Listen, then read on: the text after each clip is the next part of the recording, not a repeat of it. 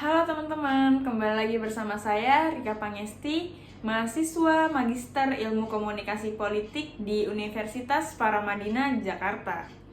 Kali ini saya akan mempresentasikan tentang kasus penganiayaan yang dilakukan oleh anak pejabat negara dan bagaimana lembaga pemerintahan tersebut menyelesaikan kasus tersebut. Kemudian dikaitkan dengan teori public sector communication and mediatization. Berikut penjelasannya.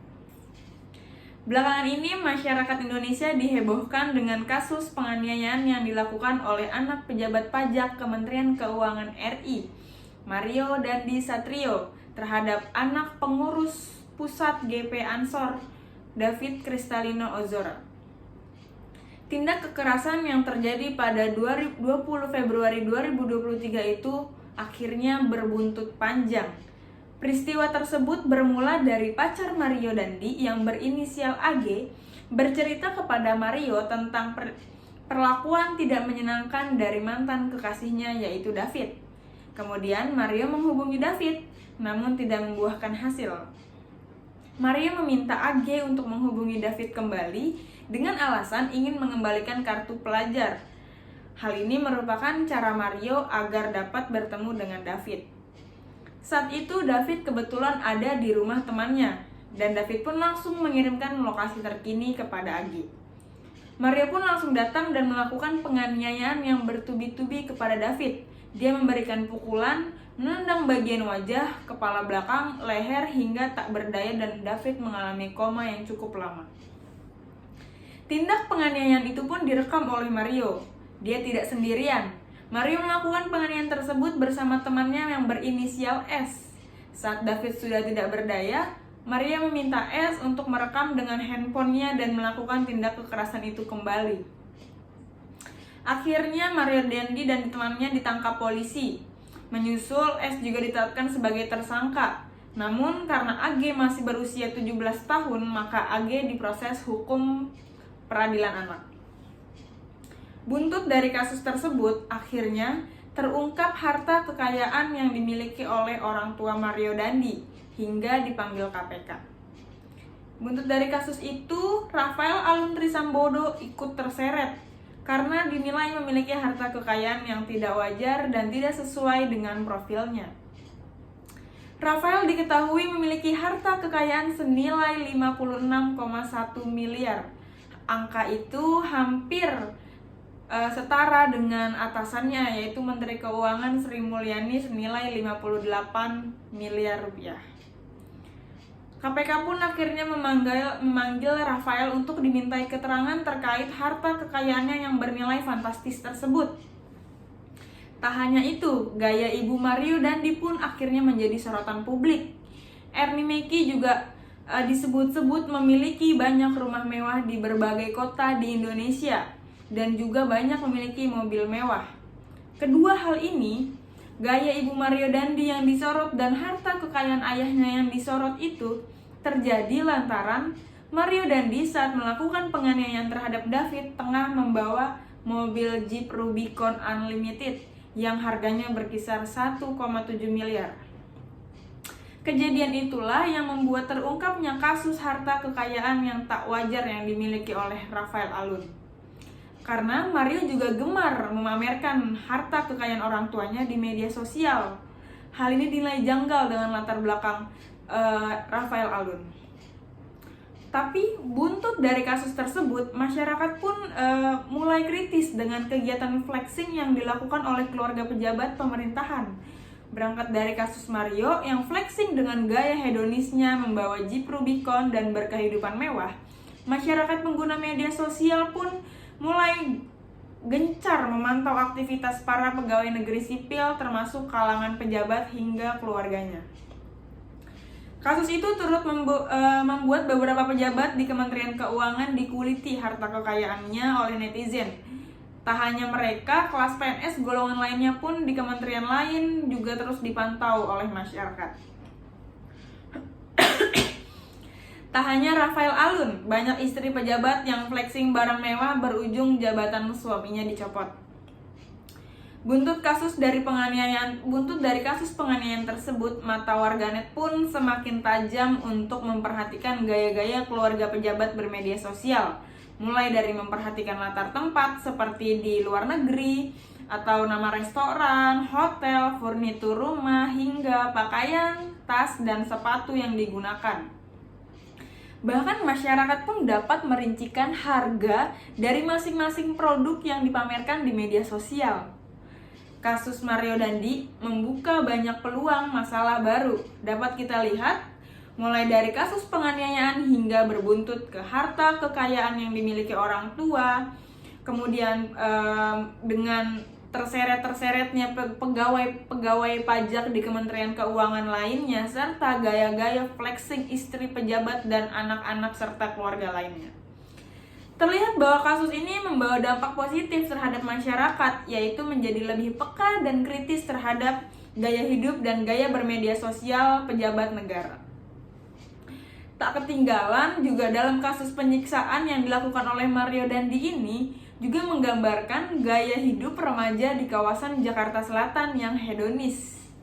Hal itu yang mengundang dugaan publik bahwa ayahnya yang merupakan pejabat Ditjen Pajak itu diduga telah melakukan penyalahgunaan kekuasaan untuk memperkaya diri dan keluarganya sendiri, sehingga KPK memanggil Rafael Alun untuk menjelaskan asal muasal dari mana harta kekayaan 56 miliar tersebut. Dari kasus yang saya paparkan tersebut, terbentuk rumusan masalah. Yang pertama, bagaimana Kementerian Keuangan menyikapi pegawainya yang tersandung kasus korupsi. Yang kedua, sejauh mana KPK memperbarui data LHKPN, bagaimana KPK menyikapi kasus harta Rafael Alun. Kemudian yang ketiga, bagaimana Presiden menindak pejabat yang melakukan flexing gaya hedonis. Dari kasus ini saya akan menggunakan teori Public Sector Communication and Mediatization yang dikembangkan oleh Magnus Frederiksson dan Joseph Pallas. Sebelumnya saya akan menjelaskan terkait mediatisasi adalah cara untuk menangkap bagaimana media telah menjadi sebuah institusi sendiri yang mengintervensi institusi lain dan aktor-aktor yang ada di dalamnya. Dengan demikian, media telah berkontribusi pada pembentukan pola komunikasi baru dalam konteks sosial yang berbeda. Dalam hal ini, mediatisasi sebagai transformasi kelembagaan. Dalam pendekatan rasionalis, aliran penelitian ini terutama berfokus pada hubungan antara politisi, birokrat, dan media berita, dan tentang bagaimana media semakin mengintervensi interaksi antara politisi dan birokrat, serta bagaimana ini sebagai tanggapan menyesuaikan keputusan, aktivitas, dan komunikasi mereka. Nah, masuk kemudian ke analisis kasusnya sebagai berikut. Berdasarkan kasus Mario Dandi yang telah dipaparkan barusan oleh saya ingin mengaitkan dengan teori mediatisasi yang dipaparkan oleh Magnus Frederiksson dan Joseph Pallas. Karena menurut saya, kasus tersebut dapat tersebar luas hingga berbuntut panjang itu dan bercabang ke kasus lainnya di luar kasus penganiayaan adalah pengaruh dari adanya berita-berita dari media massa. Kasus ini terlihat dimediatisasi hingga dapat membuat Rafael Alun terjerat dan ditetapkan sebagai tersangka korupsi oleh KPK. Jika saja kasus ini tidak dimediatisasi oleh masyarakat, mungkin saja kasus ini sudah tenggelam ditutupi dengan kasus-kasus lainnya. Terdapat kemungkinan besar bahwa Rafael Alun nantinya tidak dicopot dari jabatannya. Harta kekayaan pejabat tidak disorot oleh masyarakat dan bahkan masyarakat pun tidak akan sekritis ini untuk memperhatikan gaya-gaya hidup dari pejabat negara. Kemudian akibat dari mediatisasi kasus tersebut, akhirnya kasus ini terus mencuat, menghiasi jagat maya dan media massa sepanjang hari. Setelah kasus tersebut viral, lembaga terkait pun mulai angkat bicara. Menurut saya, bentuk komunikasi yang dilakukan oleh lembaga tempat Rafael bekerja atau Kementerian Keuangan adalah adanya dorongan dan tuntutan dari masyarakat agar segera memproses hukum terhadap Rafael Alun. Hasilnya, Menteri Keuangan Republik Indonesia Sri Mulyani dengan cepat mengambil langkah tegas mencopot Rafael Alun dari jabatannya. Kemudian setelah nama RAT dan Kementerian Keuangan terkhusus bidang pajak itu disebut-sebut oleh masyarakat hingga akhirnya muncul aksi tegas dari Sri Mulyani. Imbas dari dimediatisasinya kasus ini pun banyak sekali, seperti munculnya kelakar jangan lupa bayar pajak karena belum semua anak pejabat Ditjen Pajak punya Jeep Rubicon seperti Mario Dandi. Candaan tersebut muncul usai kasus Rubicon yang digunakan oleh Mario Dandi saat menganiaya David Ozora. Masyarakat banyak berspekulatif negatif bahwasanya membayar pajak untuk dikorupsi oleh para pejabat Ditjen Pajak. Dampak negatif dari kasus ini pun akhirnya banyak orang yang makin malas dan tidak percaya untuk membayar pajak ke negara. Bahkan ternyata Rafael Alun sang pejabat pajak pun diketahui telah sekian lama tak membayarkan pajak kendaraannya yang sudah mati bertahun-tahun. Belakangan diketahui Jeep Rubicon yang dipamerkan anaknya juga dibeli tidak atas nama dia dan keluarganya, melainkan atas nama seorang rakyat kecil yang bahkan menerima bantuan sosial dari negara. Kemudian juga ternyata laporan harta kekayaan pejabat negara atau LHKPN Rafael Alun yang senilai 56,1 miliar ternyata terakhir dilaporkan ke KPK pada tahun 2020 silam. Hingga kini 2023 RAT belum lagi melaporkan harta kekayaannya. Jadi harta 56,1 miliar yang dimiliki RAT itu dari mana asalnya hingga akhirnya hampir setara dengan Menteri Keuangannya sendiri. Diketahuinya hal-hal tersebut karena kasus ini terus dimediatisasi. Isu panas ini terus digulirkan untuk berbagai kepentingan banyak pihak. Ada yang benar-benar ingin murni memberantas ASN semacam Rafael Alun, namun ada juga yang ingin menyerang atasannya Rafael Alun, yaitu Menteri Keuangan Sri Mulyani. Namun berbeda bagi jurnalisme, sebagaimana diketahui, pers adalah pilar keempat demokrasi. Pers memiliki peran yang begitu vital, tidak hanya sekedar menyampaikan informasi, tapi bagi negara penganut sistem demokrasi seperti Indonesia, pers berperan sebagai alat kontrol bagi pemerintahan. Nah, alat kontrol bagi pemerintahan yang dimaksud adalah pers memiliki hak untuk mengkritik berbagai kebijakan yang dikeluarkan oleh legislatif, yudikatif, dan eksekutif. Kritik tersebut tertuang dalam bentuk pemberitaan atau informasi yang dikeluarkan oleh pers melalui media massanya. Selain itu, pers juga berperan sebagai penyalur aspirasi masyarakat. Pers melalui media massanya berperan sebagai sarana komunikasi dari masyarakat ke pemerintah sehingga masyarakat dapat menyampaikan aspirasi, kritik, pendapat, dan usul dengan perantaraan pers. Oleh karena itu, pers memiliki kekuatan untuk menyuarakan perilaku-perilaku yang melenceng dilakukan oleh para pejabat publik.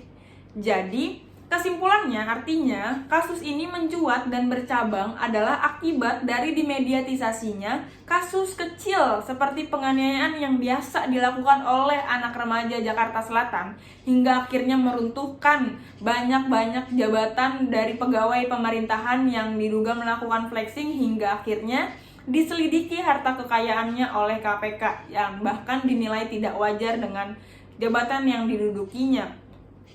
Proses penyelesaiannya dari Kementerian Keuangannya pun dengan menggunakan media untuk menyampaikan bahwa Kementerian Keuangan telah menindak tegas penjabat yang korupsi di lingkup pemerintahannya. Hal ini dibuktikan dengan aksi Sri Mulyani yang langsung menggelar konferensi pers pada pagi hari sebagai respons atas kasus Rafael Alun tersebut. Begitupun yang dilakukan oleh KPK dengan segera memeriksa RAT. KPK pun selain itu juga ikut berbenah dengan memperbarui data-data LHKPN para pejabat negara.